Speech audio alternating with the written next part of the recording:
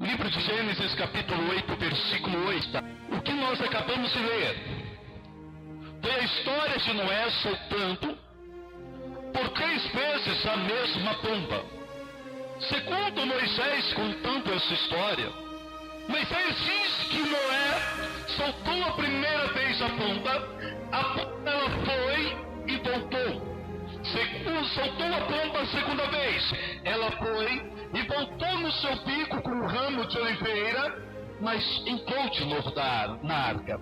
E depois Noé soltou pela terceira vez a pomba, e esta pomba foi e ficou. Segundo a visão a qual Deus me deu, já há alguns anos atrás, a pomba ela significa a Trindade, significa o Pai, o Filho e o Espírito Santo de Deus. Quando nós passamos a entender sobre a Trindade, nós vemos que todos estavam no céu, mas só que Deus decidiu formar o mundo, formar o homem para a sua adoração. E Deus teve um contato direto com o homem, Deus falava com o homem, Deus estava entre o homem, mas só que devido ao pecado do homem, Deus voltou ao seu trono, voltou ao céu dos céus e descansou. A primeira pomba significa Deus. Deus veio, mas só que Deus voltou. A segunda pomba, existe algo peculiar, porque a segunda pomba, ela trouxe no seu bico um ramo de oliveira. O ramo de oliveira, para Noé naquela época, significava salvação, que tinha terra seca, que tinha onde ele plantar as plantas dos seus bens junto com a sua família. Para Noé significava salvação, porque algo estava acontecendo sobre o mundo, a água estava baixando. Mas quando eu lembro sobre a história da segunda pomba, eu me lembro sobre Jesus. Jesus esteve entre nós também. Mas olha que tremendo. Um dos montes onde Jesus mais gostava de orar era o Monte das Oliveiras. Outra coisa, podemos, na verdade, colocar junto a história de Jesus. Quando Jesus foi entrar sobre Jerusalém, pouco de Jerusalém, pegou um ramo de oliveira e colocou perante a entrada de Jerusalém para que Jesus passasse. Mais uma coisa,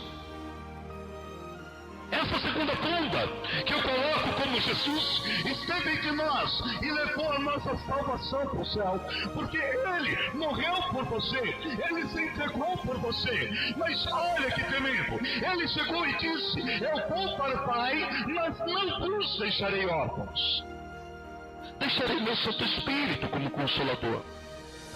Hoje, pode ter certeza, você vai ter uma história tremenda referente à pregação a qual eu vou estar pregando.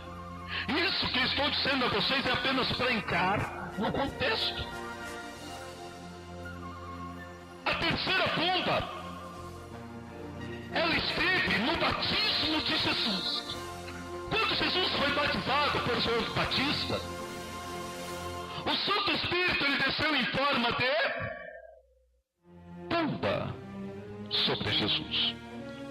E Deus disse: esse é meu filho.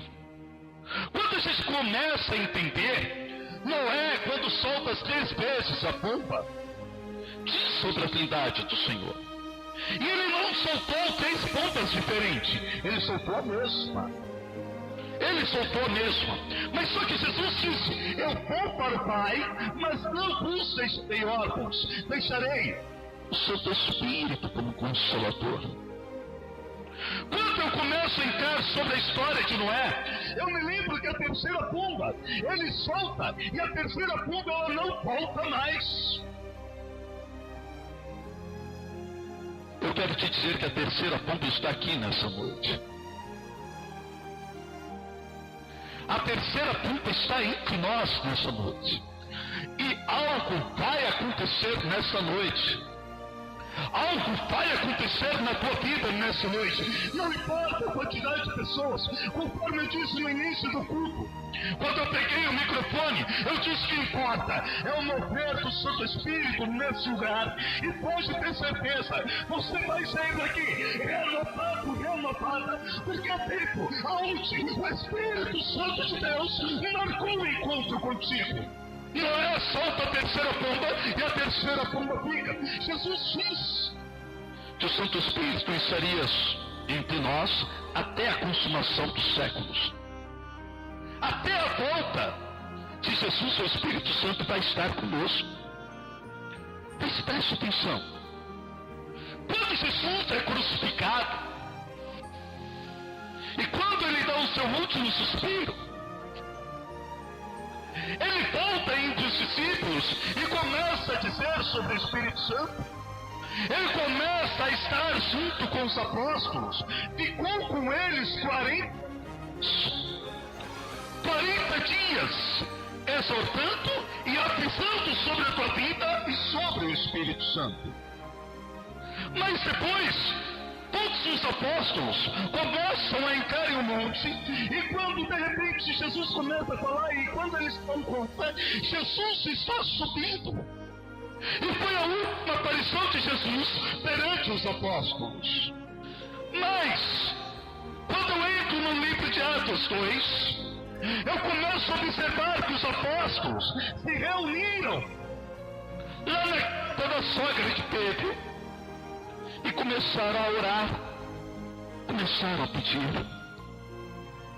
Eu acredito que eles começaram a pedir para que a promessa de Deus fosse cumprida. Mas que promessa é essa? Será que só Jesus falou sobre essa promessa? Eu fui mais a fundo junto à história, e quando eu fui mais a fundo, eu comecei a observar que no passado, antes, no Velho Testamento, o Espírito Santo de Deus não era derramado sobre toda a carne, sobre todos. O Espírito Santo de Deus, só alguns tinham o privilégio de senti-lo, tinham o privilégio de contemplar e tinham o privilégio de ser ungido por ele. Quando fui mais adentro, eu vi que o primeiro homem que teve unção do Espírito Santo foi Moisés. Moisés teve a primeira unção. Mas depois Moisés, aí direcionando o povo, se sentiu cansado. Moisés se cansou. Moisés começa a comentar com o teu sogro, e o teu sogro chega a Moisés e diz: olha, Moisés, faz o seguinte, separa 70 homens para te ajudar. Aí Moisés olha para o sogro dele e fala: eu não faço nada sem confirmação de Deus. Eu não faço nada sem a confirmação de Deus. Você é meu sogro, eu te respeito, mas só que eu não vou agir sem que Deus primeiro confirme. Deixa eu explicar uma coisa. Quantas e quantas vezes você tem agido sem confirmação de Deus, bate a cara e depois questiona com Deus? Está na hora de você tomar a atitude de Moisés, fazer somente o que Deus confirma e o que Deus manda. Quando Deus confirmar, você toma a sua atitude e faz. Porque muitas vezes você tem quebrado a cara por não saber orar, pedir confirmação de Deus. Moisés foi ao monte e pediu confirmação de Deus. Deus se apresenta a Moisés e fala: pois bem, Moisés, separa 70 homens, escolhe.